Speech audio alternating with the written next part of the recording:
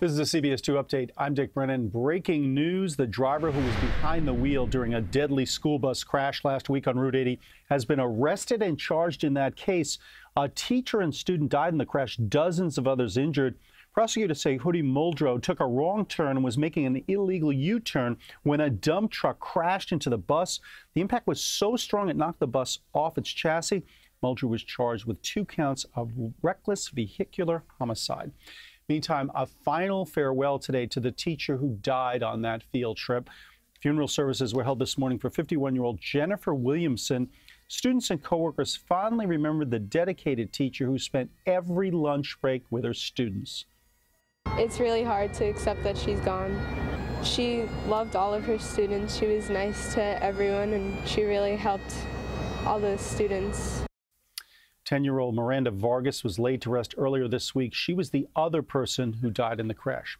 And we have more breaking news, a partial verdict in the corruption trial of former Nassau County Executive Ed Mangano. The former Oyster Bay Town Supervisor John Venditto is found not guilty of all corruption charges. He's part of the case against Mangano, accused of taking bribes and kickbacks from restaurant mogul Harendra Singh. Prosecutors say in exchange he helped Singh secure county contracts and town-guaranteed loans. Mangano's wife is also on trial. The Manganos say they were longtime friends with Singh and that any favors was because of their personal ties. Jurors have not reached an agreement on their fates. They will continue deliberating. New video shows a bus on fire on the Garden State Parkway. State police say the charter bus pulled over near Homedale around 9:30 this morning when the rear undercarriage started to smoke and then burst into flames. Witnesses say they heard a loud boom. 20 passengers were on board. All got off safely and were transferred to another bus. More bear sightings in New Jersey. Ridgewood police posted these photos on Facebook.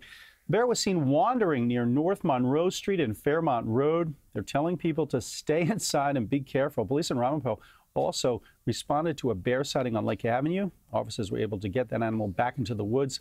It's not clear if there are multiple bears there. President Trump has canceled what was supposed to be a historic summit next month with North Korea's dictator.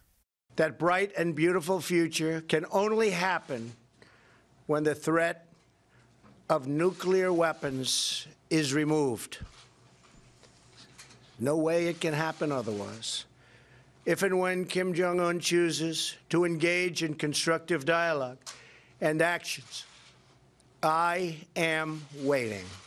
President Trump sent a letter to Kim Jong-un writing, "Sadly, based on the tremendous anger and open hostility displayed in your most recent statement, I feel it is inappropriate at this time to have this long-planned meeting."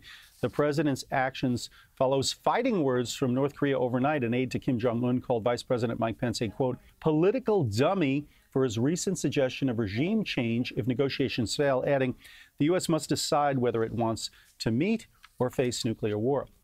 There are new reports that multiple women are accusing actor Morgan Freeman of sexual harassment. 16 people spoke with CNN and said they either witnessed or were directly subjected to inappropriate comments or touching by the actor. Freeman said in a statement to The Hollywood Reporter, anyone who knows me or has worked with me knows I am not someone who would intentionally offend or knowingly make anyone feel uneasy. I apologize to anyone who felt uncomfortable or disrespected. That was never my intent. Well, it was a crime spree that was anything but neighborly. A woman faces charges of stealing mail on Long Island. Here's CBS 2's Hazel Sanchez. People who live in this quiet Massapequa neighborhood say crime isn't common here. So they were shocked to find out that someone was stealing their mail and the alleged thief was one of their neighbors.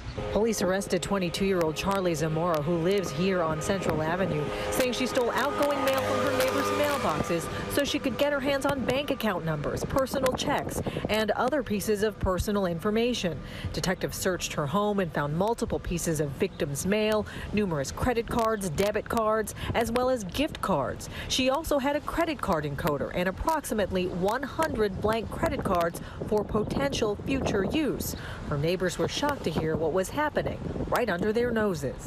I've never really heard of that before, actually, ever. I wouldn't even think of that, so that's a little shocking. I see how that could happen, but it's pretty shocking. I didn't really think in this neighborhood we have people like that. In Massapequa, Hazel Sanchez, CBS 2 News. Well, there are new predictions for the upcoming hurricane season. Forecasters at the National Oceanic and Atmospheric Administration, or NOAA, say this season will be near or above normal in the Atlantic. They're preparing for 10 to 16 named storms with 5 to 9 hurricanes. An average hurricane season produces 12 named storms, of which 6 become hurricanes. NOAA predicted 2017 would be above average, and it was, with hurricanes that ravaged Texas, Florida, Puerto Rico, and many Caribbean islands. Hurricane season officially starts on June 1st. And now here's John Elliott with our forecast. Can you believe it? I mean, if we could bottle this stuff up, we would not need the Powerball. We would have so much money.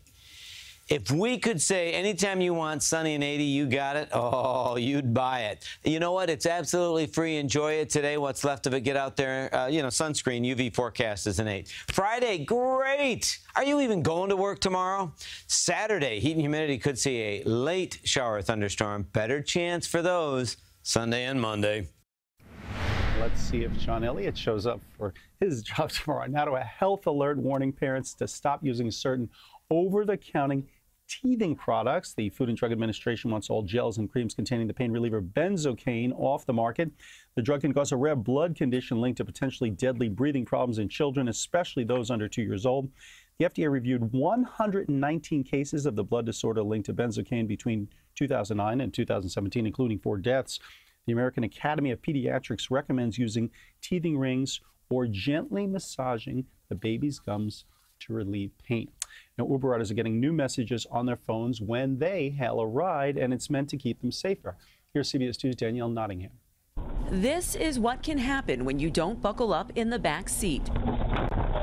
This family of 3 was thrown around when the cab they were riding in was hit by another car.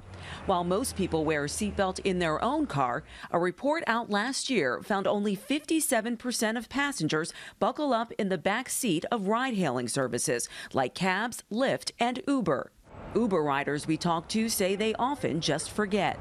When it's the front seat, I definitely put that on because I know it's the law. But if I'm in the back seat, to be honest, I really don't. It's funny because in my own car, I always would put one on, but when I'm just jumping in an Uber, I don't always think about it. Uber just launched a new campaign to change that.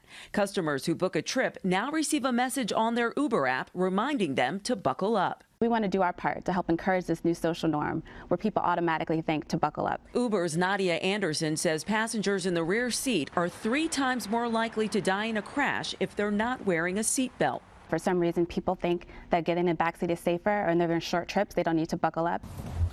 Uber driver Mauricio Terrazas likes the new campaign because he knows what can happen.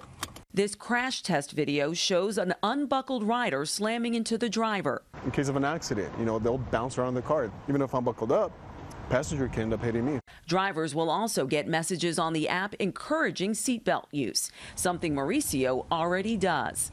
Danielle Nottingham, CBS News, Los Angeles. And that is your CBS 2 News update. Stay with us online, on social media, and on TV for the very latest. I'm Brennan.